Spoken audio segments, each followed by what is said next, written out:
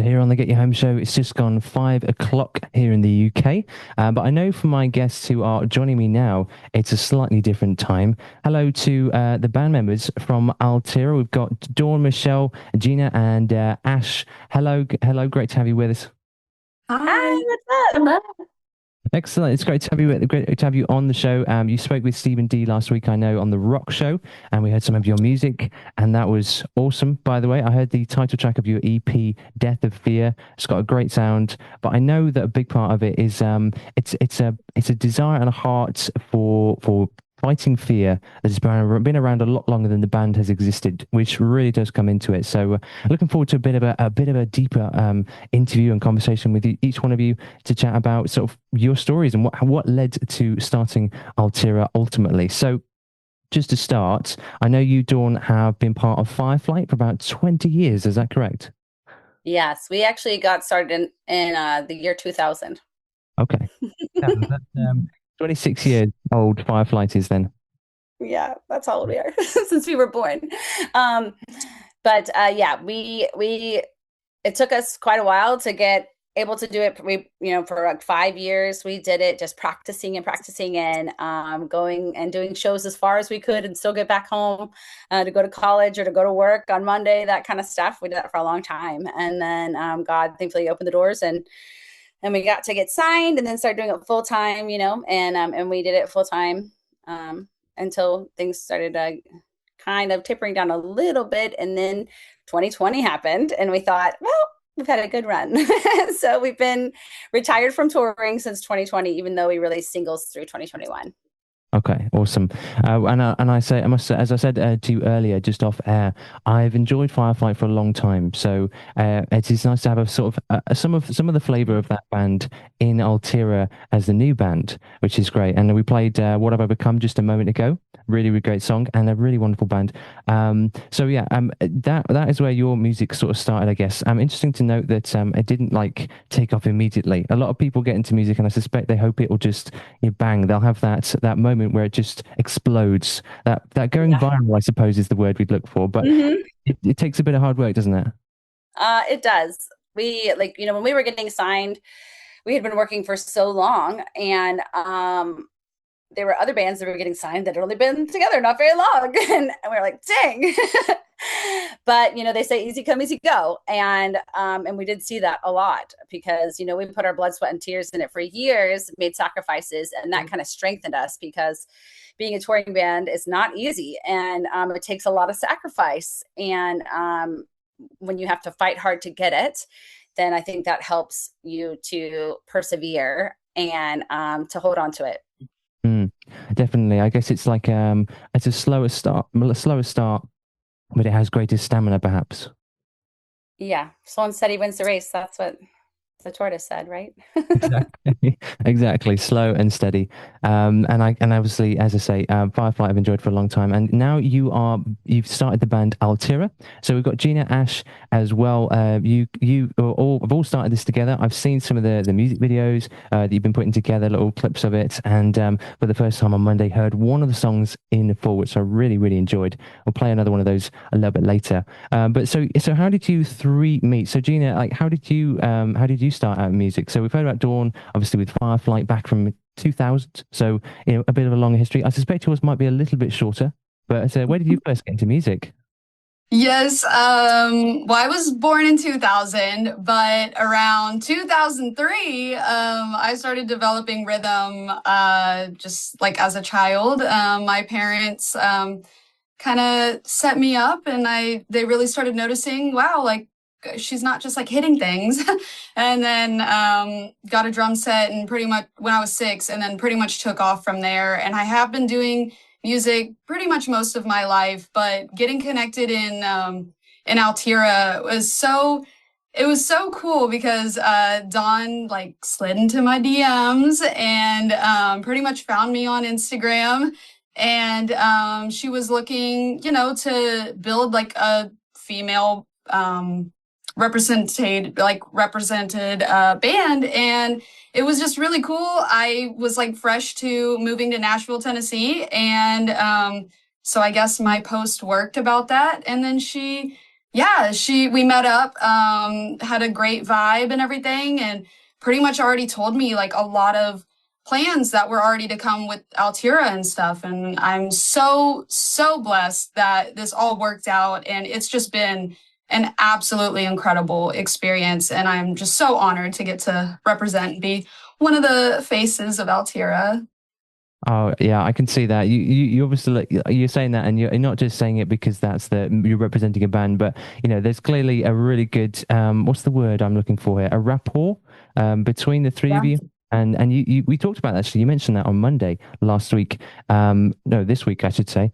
You mentioned how there's that connection which somehow despite the divide of never having met, it works. And I think there's something really awesome about that. So you've obviously been doing music for like ever since you were a child. Something you've developed, something you've obviously just developed a passion for.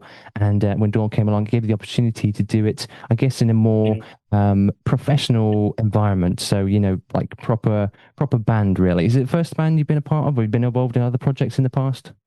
I have been part of other projects. This is probably the first of this serious nature that I've been in since being in Nashville. So the fact that this opportunity arose as quickly as it did once I moved to town was just, I mean, like all of this, the connection between all three of us, the ability to get to do what we're all doing, it's truly come from God. I mean, there's just no way that this hasn't been just a blessing. And yeah, so I mean, it really has been just so incredible getting to work with all of them. And it's so, I don't know, it's so pure. It just feels like such a good connection. So I'm so honored. I like that word. I like pure, partly because that's pure 247. Oh, yes.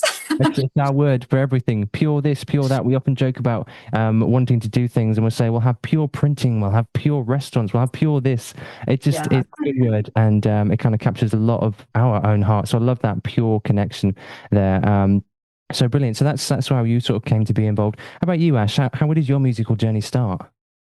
Yeah, so my first instrument was actually the flute. I was in marching band in like junior high and high school, and then I just saw somebody playing the electric guitar one day somewhere, and I was like, I have to learn how to play that. I was like completely mesmerized. And so my parents bought me an electric guitar for Christmas, and I picked it up and I was like, this is way too hard. And I let it sit under my bed for like 3 years. And then my mom was showing me some 80s music videos one day, and it was Guns N' Roses, and I saw Slash playing Welcome to the Jungle, and I was like, I have to learn how to do that. I'm gonna actually get serious about this. So that's when that started. So I've been playing guitar since 2016. I went to college for guitar, and here I am in Altira and truly living in an answered prayer and a dream come true, because I have been a Fireflight fan. So it's amazing to be able to work with Dawn and Gina, like Gina was saying. I love them both so much. Like we get along so well. The chemistry is there, and very blessed. Oh, that's great to hear. Yeah, it does seem like sometimes, you get to know people that becomes, you get to know them as colleagues, you work with them, and that's the full extent. Sometimes you get a bit closer, yeah, friends, you share some information, but then sometimes you get a bit deeper and it's more like almost like family. And it does seem almost like that with you. Oh, definitely. Yeah. Okay. So again, it seems like with all three of you, there is quite a long journey. It's not like you just overnight became a good guitarist. You had to work at it. And in fact, for 3 years at one point, you didn't even really feel the motivation to try. And I can totally understand that, because, it's hard learning any kind of new skill. But obviously you've got to the point where you're very, very good now, and you're part of Altira and able to really enjoy that. But interesting that you were inspired by Guns N' Roses, and seeing other people perform. Oftentimes that's the way, isn't it? We see other people, we think, wow, I wish I could do that. And there's a real healthy, wholesome thing about that. Not jealousy, not envy, not anything like that. Just thinking, wow, that's awesome. I'd love to do something like that person. You're inspired by them, I suppose. So that's really, really cool. So each of you kind of alluded to this as well. You mentioned how it was more than just a coincidence that you met together. We often have this word, God incidents, and how God has brought it together. Yeah, it's something Andy B actually uses quite a lot. God incidents, it's something that you couldn't have orchestrated by yourself. It's more than just pure luck or chance. It's like that couldn't have happened that way. and obviously there's something deeper. And so, so for you, Dawn, like how did it first start? The idea of launching Altira. I mean, is it something that came off the back of Fireflight? Was it just out of the blue? How did that begin? Well, it's like you said, exactly. God incidences. For me, the journey with the music we're releasing right now has been a long journey. And it was a couple of years ago that I have a mentor of mine who's also a benefactor. And he, Fireflight had been retired for a couple of years, and he came to visit my family with his family, and we were hanging out, and he was like, Dawn, I know the rest of the band is just ready to be retired, but like, have you ever considered making more music? He's like, I feel like it's possible that God still has something for you to say. And I was like, I love making music. I love it. Yes, I would like to do that. And so we started praying about the project. And even then, just getting it started took forever because we knew what producer we wanted to work with. And he wasn't available for like half a year. Like so many things kind of slowed everything down for a long time. And I was going through a lot of, like in the middle of the project, I started going through so much personal upheaval in my personal life. It was like, and we used to joke in Fireflight that just beware the riding year, because that is the year where the bottom falls out. And we would always say, because God brings things out of adversity, so much. And our music is kind of like that. It's definitely talks about adversity. And so lo and behold. So it just really felt like everything was trying to stop the project. And then even as the music was coming together, then I started working, like trying to figure out, well, how will we get this released? At the time, I'd never considered touring again. I just thought, well, we'll release this music and pray that God uses it in people's lives, and it's been such an insane time, I think, on earth since 2020, that everything is crazy all the time, it seems like. So after delay after delay after delay after delay, and everything changing in my life completely, suddenly I found myself in new arenas, and God started opening doors. And before I knew it, I'd met, my music manager, and she helped me get the ball rolling to figure out and help me get with our digital distribution company. And then we were talking with a booking agent, and we were having these talks, and someone brought up, they said, Dawn, have you considered, you don't like this music is big music, I mean, I think you could start a whole new band and launch some music through the band so that it's completely full of life, And I was like, I had never thought about starting my own band. I wasn't the founder of Fireflight. I like to help, Yeah. So that wasn't in my wheelhouse, but I prayed about it, and I thought I would love that, because I would much rather be a part of a band than just be a solo artist and be like, oh, this is Dawn Michele. So I just started kind of thinking about it, and like almost immediately in my spirit, it just felt so right. And so I and through this, toward the end of this process, I'd already been thinking about, I've been feeling like God was telling me that actually I needed to go back out. I needed to go back out and start sharing again. And that was a big change. And I didn't know what to think about that, but I just felt like, well, I mean, I've got 2 small children, and I thought, maybe I could go for a long weekend. Maybe we could just do some festivals, something like that, and I'd already started brainstorming musicians that I might want to take with me on those trips. And I thought, wouldn't it be incredible if I could get more female representation in rock music, Christian rock music, especially. And so when I was thinking about that, I remembered hearing from a female lead guitarist a couple years before. And I was like, what was her name? And I started scrolling through all my messages, because I would see her once in a blue moon on my feed. But the algorithm is like, you can't even see your family on the algorithm. They keep them from you, right? So, but then finally, like after scrolling through 3 years of direct messages, I found her, and I was like, it's Ash. And Ash had reached out to me 2 years before, and she, as a young upcoming woman in the music industry, as a guitar player, as a Christian, she just reached out saying, hi, do you have any advice for someone who's coming up in the music industry? She said that she'd been listening to Fireflight. And so I was like, I wonder if she's still playing. And so sure enough, I went to her, and I could tell that she was active. So I was like, hey, good to talk to you again. I was just wondering, like, how's it going? Are you touring? What are you up to? I thought somebody snatched her up. I don't know. Maybe she's playing for Lady Gaga now. I don't know. But she was free. And so we met up for coffee, and just like with Gina, like we just really hit it off, and I could really tell, that her heart was pure and that she had a strong desire to, and she had been praying that God would open up an opportunity for her to work in Christian rock music. And it was a God incident, And so I got Ash, and then I started thinking, what if I could get a female drummer? And so I looked around with people I knew, and those were dead ends. And I, like she said, I went on Instagram and I said, Nashville female drummer hashtag, and there's like a little handful that popped up, and Gina was there, and the first thing I clicked on, it was her telling her story about how she just moved to Nashville. She felt like God was telling her she needed to move to Nashville to keep furthering her career for the next steps in her career. So I just reached out to her, slid into her DMs, and I said, hey, I'm building a band. Like, do you want to meet for a coffee? And we met for coffee. Same place, same chair, same table as I met with Ash, and and same results.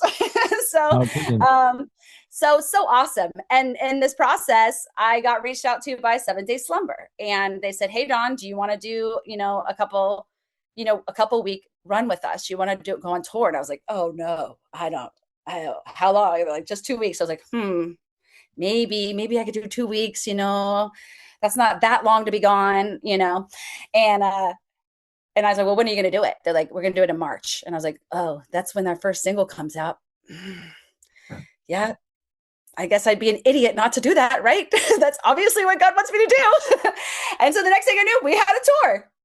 And so literally, coincidence after coincidence, and all just God opening the doors. And when God does that, it's such a blessing, because if you're like me, you're like, I don't know what to do. What's right? What's wrong? Is this a big mistake? Is this a good idea? When God just like opens the doors, you're like, this is easy. I can see that God's doing something. So I'm just going to keep following him and just trust, that what he's doing. And he has been so gracious to us.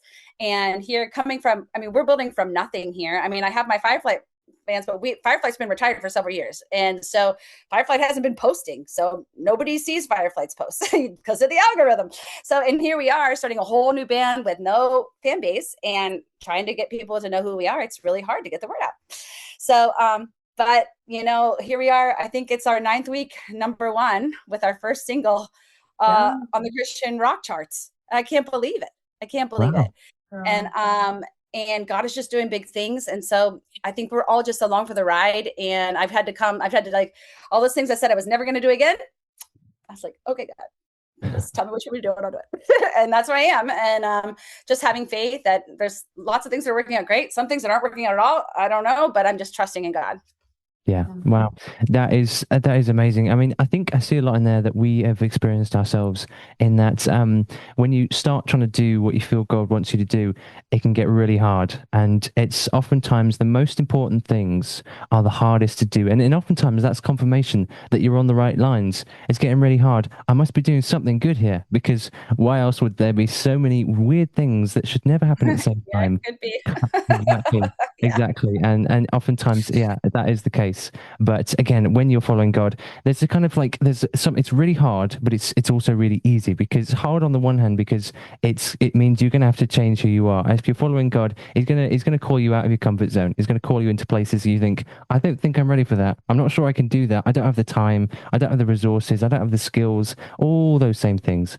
But it's also really easy, because all of a sudden, when you're following God, he opens the doors for you, and you don't have to push the doors open. We can try and do that, and we may succeed, but that's probably not the right place to go. It's better to just wait until God opens the doors. If it waits, or maybe he's asking you to push a little bit, but either way, again, there's a kind of hard part and there's an easy part, because it's always best ultimately to do what God's asking you to do. He's always right, isn't he? My father always said, good things come to those who wait, as long as he who waits works like heck while he's waiting. Yeah, it's like an active waiting, isn't it, rather than a passive waiting? Yes. Yeah. Yeah. Yeah, that's really good. Yeah, I love that. It's an amazing story. And like you say, I think when it's born out of working hard, it's always better. You mentioned that with Fireflight, it was hard work at first, and I could say, and you say it was hard work whenever writing. There's certain parts it's always hard, and usually that is a good sign because, I mean, forgive the cliche, but nothing that's worth anything comes easy. You know, if it's worth something, Easy come, easy go. exactly, exactly, yeah. So it perfectly sums it up. Easy come, easy go. If it's easy coming, there's a good chance that it's maybe not quite the same quality or value or substance. So yeah, Yeah. amazing part of the story there for Altira. So how about for you, Gina? In terms of the kind of the journey, in terms more of your faith, how God influenced that. I mean, you mentioned how it was just amazing that you arrived in Nashville and all of a sudden along comes Dawn. That timing is amazing. So how about you? How did you feel in terms of how God influenced that whole kind of beginning with drums and then eventually joining Altira? Oh, I love this question. This is one of my favorite stories to tell. Oh, good. But yeah, I mean, I would not have done anything without my ability to trust God truly. Like I said, music has been a part of my life for pretty much all of my life. And it's like all I've ever done. And I've done a lot of the secular music. I mean, back in Texas, I was doing country, metal, funk, R&B. Like I was playing everything all the time. But I've also been very heavily influenced or like involved in my church. I've always been on the worship team ever since I was 7. I've literally like never missed like any Sundays, always just at church, rehearsals, doing young adult groups, and even when I was still a kid doing all of my like youth groups and stuff like that. And I ended up having so many doors opened by God and just through music in different ways and getting to travel with like playing at different churches and stuff. And eventually, I was so content and just happy doing what I was doing back home. And there was a season that lasted about a full year, I would say, in 2024, that it almost felt like the domino effect of just negativity, to be honest. Like it felt like a lot of bad was just stacking on top of each other. And there was a moment where I was just like crying out, like, why, God, what is going on? And I later learned that I had a very big lesson from him about trusting God's timing and not trying to be in control of things. And it was a very, I mean, one of the most eye-opening moments, because he really truly he sat me down and he humbled me and he basically had to break me down to build me back up. And my faith has been stronger than ever since then. I decided, I had a lot of things going, and then once I really just like, I hands up, I was like, you know what, this is my time. I need to fully let go and let God. And he truly started guiding me in the right directions again, and opening bigger doors and kind of nudging me towards directions that I didn't consider, like moving and everything. And I just felt so strongly that like my community back home was really encouraging me and like building me to get to the next steps too. So I rededicated, got rebaptized, did all of these things, and I just continued to trust God like every single day. Like, what is this going to look like? And so, yeah, eventually it led to, I guess, just so many doors. And then since moving here, like yesterday, I literally celebrated 1 year of being in Nashville. And I was just looking back and I'm like, it hasn't been like super easy because it's expensive out here. And I just came randomly. There's a lot of like ups and downs, but I look back and I was like, there is so much that has been done in such a short amount of time. And I didn't do any of that. That was 100% by the grace of God. just placing me in front of the right people at the right time and everything. So this whole journey, I mean, from start to finish, this is completely just me trusting Jesus and my faith through everything. Because I couldn't do any of this without trusting God. So Well, yeah, I love that. Like you say, oftentimes we do need to trust God's timing, and it can be yeah, really hard. But again, it's that reminder that although trusting in God is not always easy, the doors that He can open are so much greater than we could ever imagine. I mean, we push by our own strength, we might get ourselves so far, and it could work. But when God opens the doors, all of a sudden, whole new worlds of opportunity are opened up, whole new just ways of living can open up. And in your case, it requires a bit of humbling along the way. yeah, God doesn't just call us on an easy journey so we can, cruise along for the rest of our lives. That's not what it's like. That's just not how it works. God doesn't want to leave us in where we are right now. He wants to take us to a next level. Always, always the next level. Always, always becoming more like Him. So I love that story of how God's obviously opened the doors for you, and by trusting in His timing, He's brought you to this incredible place where you're just loving being part of the music, loving where you are now. I can imagine it was a bit scary, perhaps at first, maybe to Nashville for the first time, like you say, all these new things you have to consider and new expenses to take into account. But God's obviously carried you and brought you to this place. So that's just awesome. So thank you. yeah. How about for you, Ash? Then, how's it all started? How did God lead you on your musical journey and ultimately into Altira? Yeah, honestly, waiting has been the hardest part. Nobody likes to wait. I've had this desire in my heart to be in a touring Christian rock band for a long time. So I would just pray and pray and pray. Honestly, growing weary, I totally was, but He strengthened me during that time. And now looking back, I see God's hand in all of this. He was preparing me for this opportunity through, my schooling, just working, like you said, being active in the waiting and not just sitting there and just thinking something's going to come to you while you're doing nothing. But so that is the lesson I had to learn to trust in God's timing. But I totally see why I had to wait. And honestly, Fireflight's song For Those Who Wait ministered to me a lot during my waiting periods, and it still does. So it's amazing to see that, that song that ministered to me, now I'm playing that song on stage. Crazy. Oh, that is awesome. I love that. How, the influence of someone else has obviously led to you to being able to do something similar for other people in a whole new arena, a whole new, time period. It's awesome. So obviously, as you say, there's that lesson to be learned, and that waiting. It's hard. It's hard. But again, for those who wait, we there's that scripture verse which talks about not giving up because we reap the reward eventually. It's generally speaking, the greater the reward, the greater the risk, the greater the time, the greater the patience, and all the rest of it. It's coming out a lot in this conversation, which I like. Oftentimes in these conversations, you hear that theme, and there is a theme of that kind of waiting and persevering, and how that is worth it, even if it is hard at the time.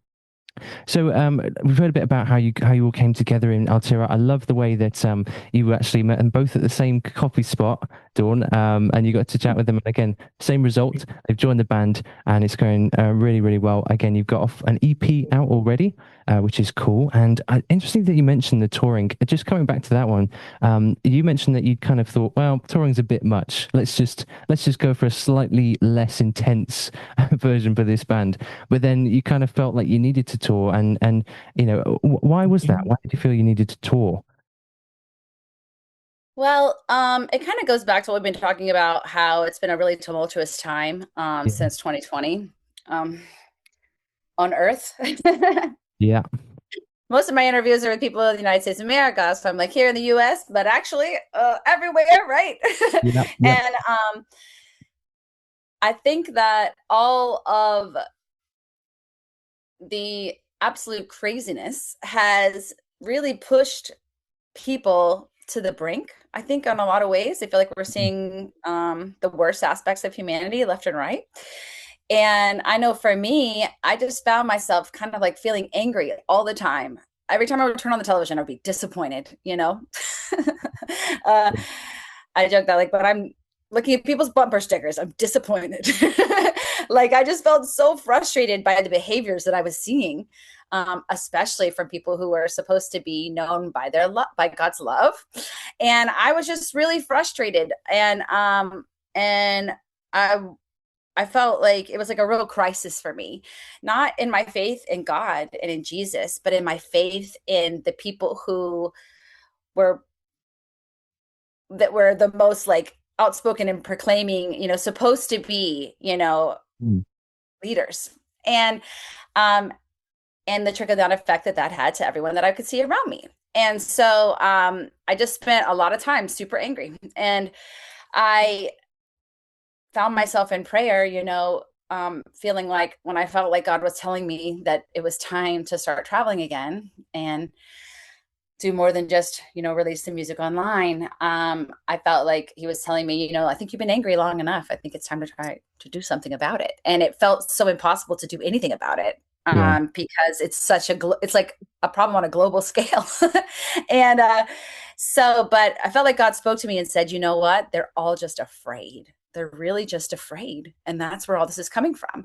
And I thought about it and I thought, with the pandemic, there was a time for all of us, shorter for some, longer for others, depending on where you lived, where, the future of humanity really came into question, like for the first time in a way that it never happened, since I've been alive, since most of us have been alive. We haven't had like a plague and things like that, in quite some time.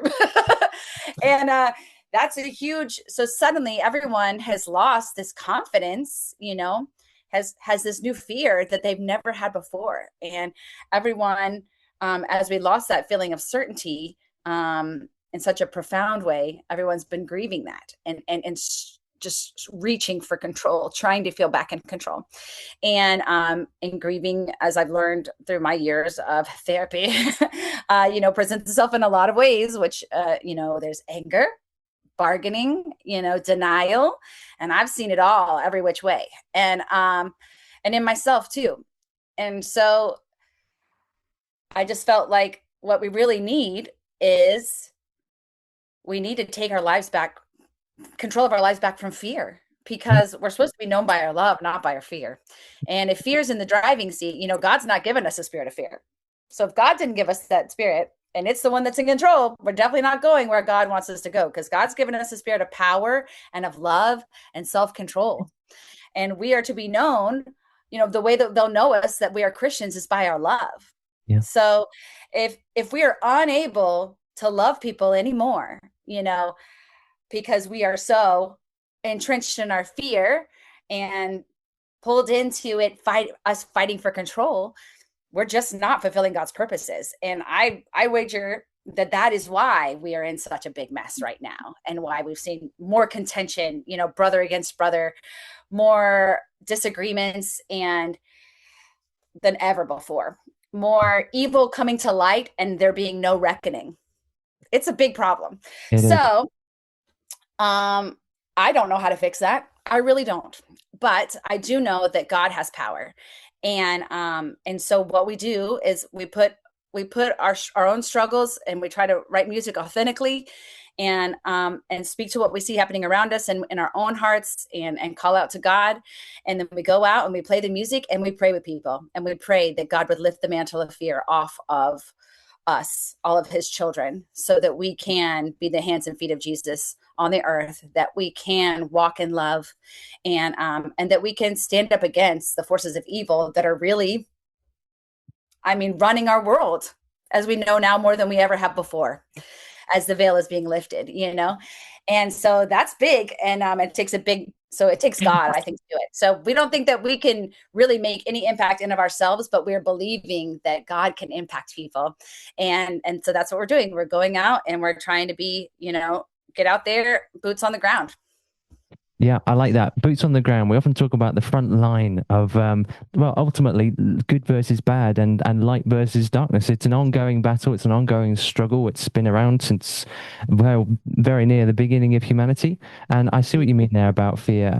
It's very, very true. And there are a lot of people that have, I think you mentioned early on being very disappointed. And I think I've seen that a lot, disappointed in a lot of people who should be doing a much better job of fighting against injustice, of fighting against fear, of bringing truth into the world. And again, that anger, there is such a thing as a righteous anger. I mean, when Jesus got angry, he flipped over the tables. He was livid, and he was absolutely justified in that. And I think sometimes as we get to know God better, as we get closer to Him, we get angered by the things that anger Him. And that can Yeah, lead us one of that's two the ways. hope. We can get angry, we can get bitter, or we can do something about it. And that's what Jesus Yeah. did. He did something about it, didn't he? He cleaned out the temple, and he made a big difference. He challenged them. And a lot of us, we can hide in fear, or we can do something about it. And I love that you are saying how touring, well, it takes a lot more work. But like you say, it's boots on the ground. It's getting out there in a way that you can't without touring. And yeah, I think we see that a lot. People will choose the kind of the slightly safer method, but it's not quite as effective in getting out there, getting the message out there. So I love that. How about for you, Gina? What's your sort of heart behind the music? How do you feel that it helps to fight fear for you? I mean, what's your heart and passion in fighting fear? Is it I guess similar to Dawn in that desire to fight fear, or is there sort of a different heart? I mean, it's just been so interesting to see a lot, like what she was saying, of the things that have been coming to light. Yeah, I feel like I was, growing up, I'm not like super aware of anything. And then when you hit adulthood, it's like, wow, there is just the real world is awful. When you don't have Jesus, it's awful.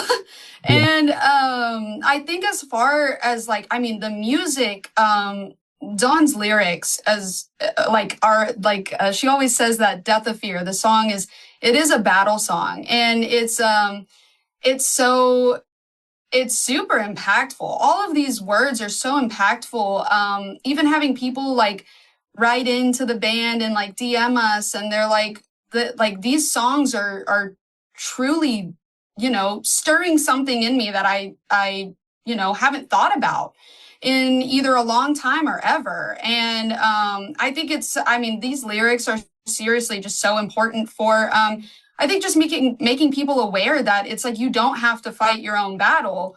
You could be part of something bigger. And I feel that in my core every time I get to play these, and like just seeing the reaction and just like emotional connection when we're on stage, and the people in the audience are now that the songs are out and they're singing these songs like passionately, and I'm also like trying to match that energy, and I'm playing these songs because I firmly believe in the message behind them. And I just think it's like one step at a time. It's crazy to see how this is already yeah, bringing light and like building getting everyone closer to a better agenda. And just, it always just takes one person, and it's a chain of people to spark the fire of good back into the earth and everything. But just keeping, the Lord close to everyone's hearts, and guiding people who've maybe never have experienced the love of Jesus before.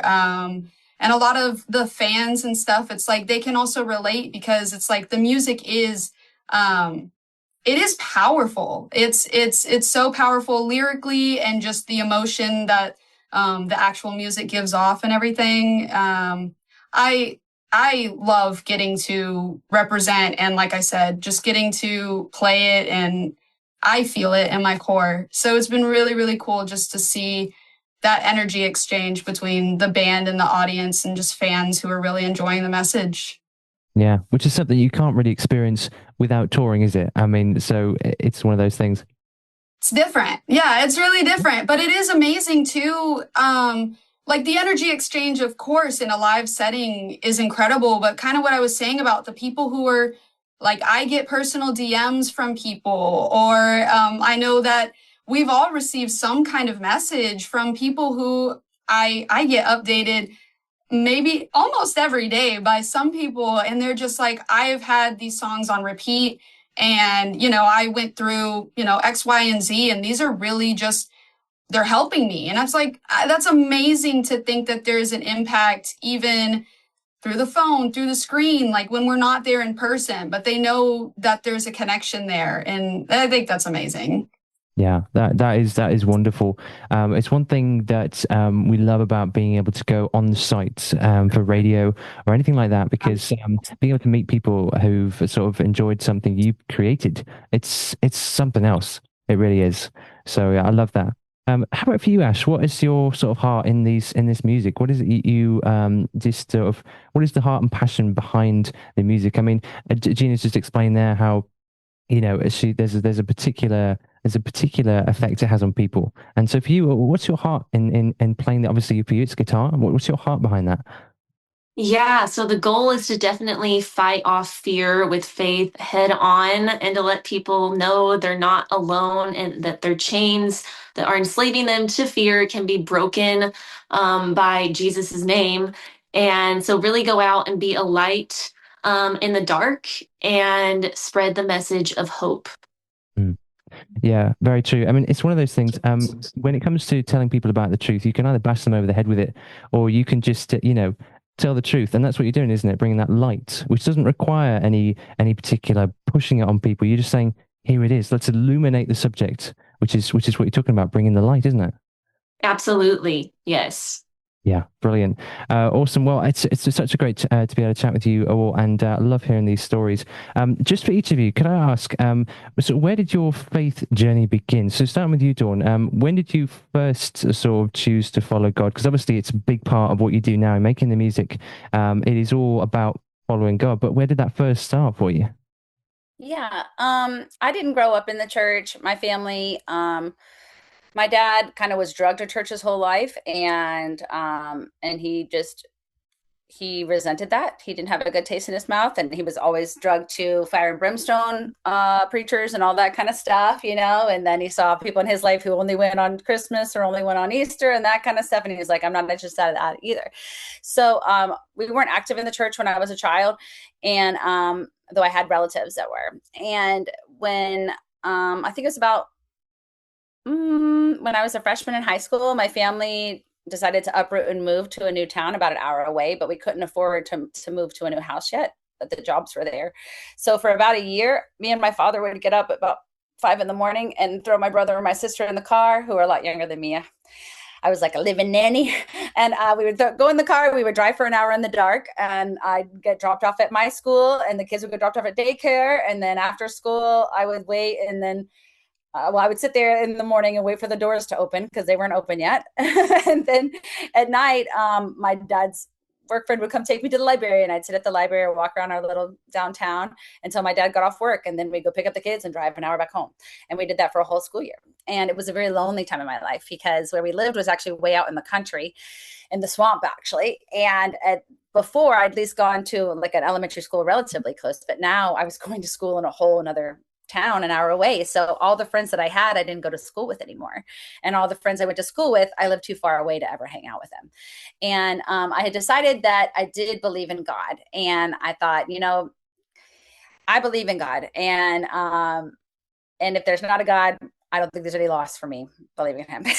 And so I prayed to God and I said, God, if you will get me moved, I can move into a house, like in a neighborhood where there are other people and I can hang out with friends and I can have friends.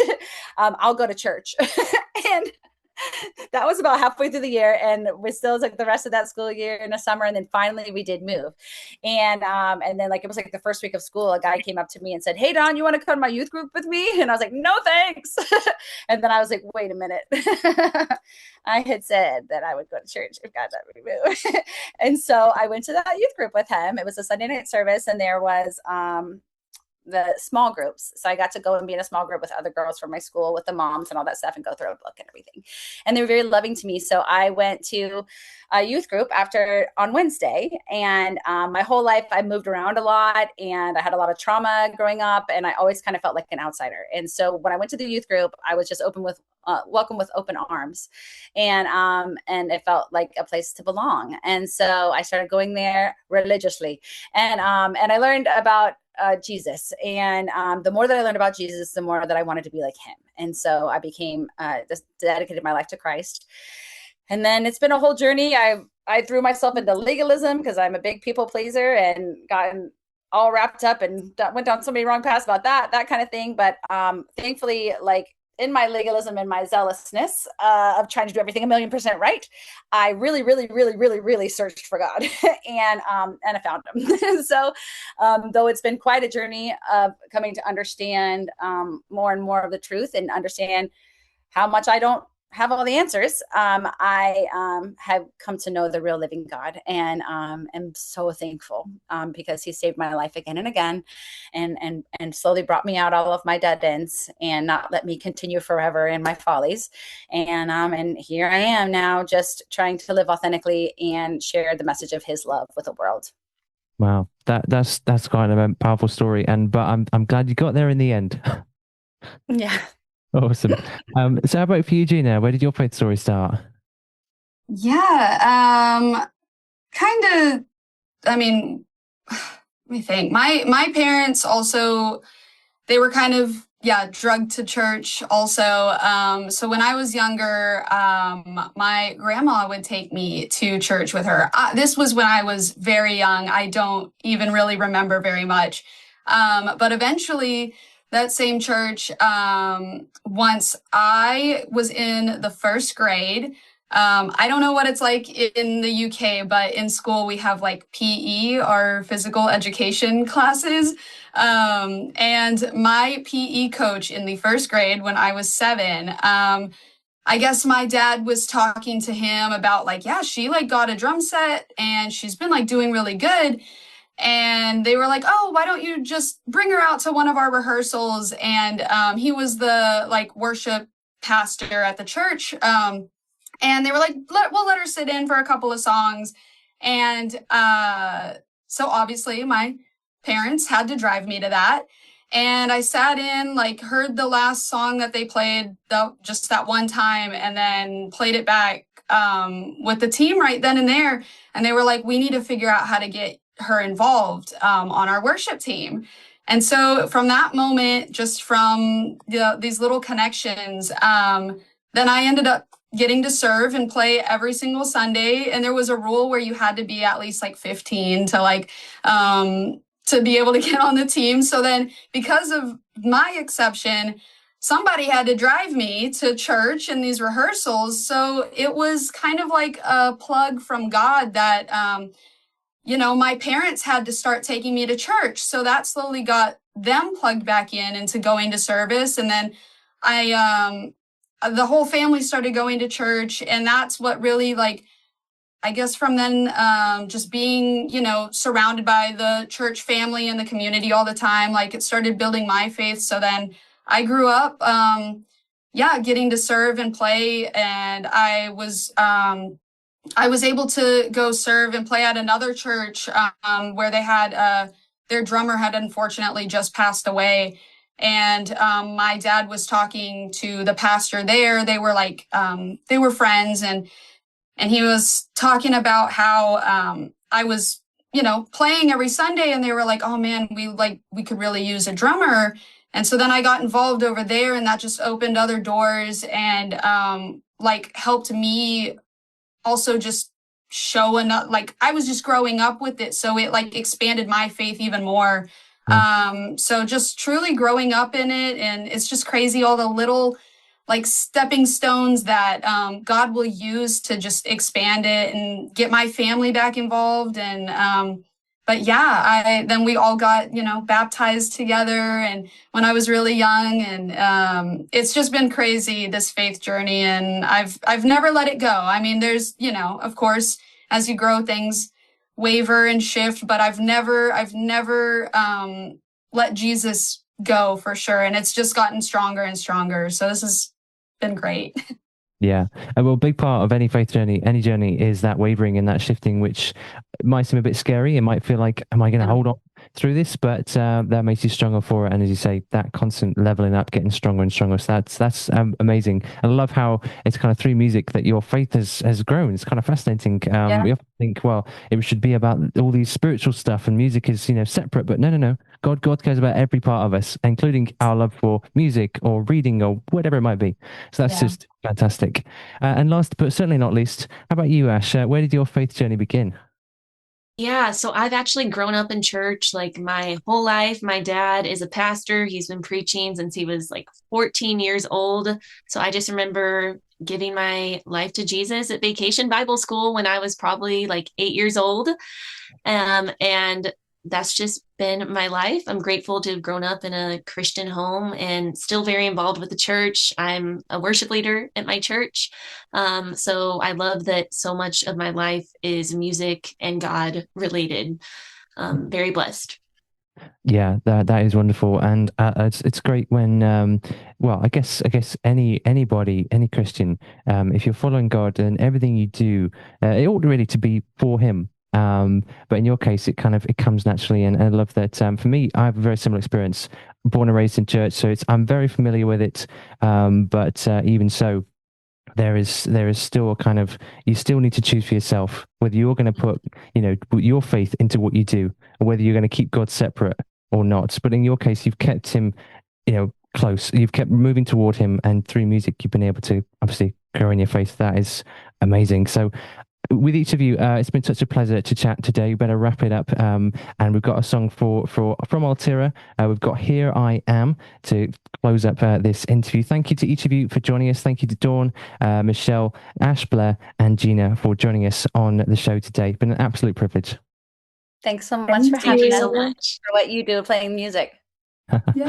Thank you so much. I hope everything goes well. Look forward to seeing as Altira continues to grow, tour, release new music. I shall be on the edge of my seat waiting for the next stuff to come out. Right now, jump into this song, another song from your EP, Death of Fear. Here I Am.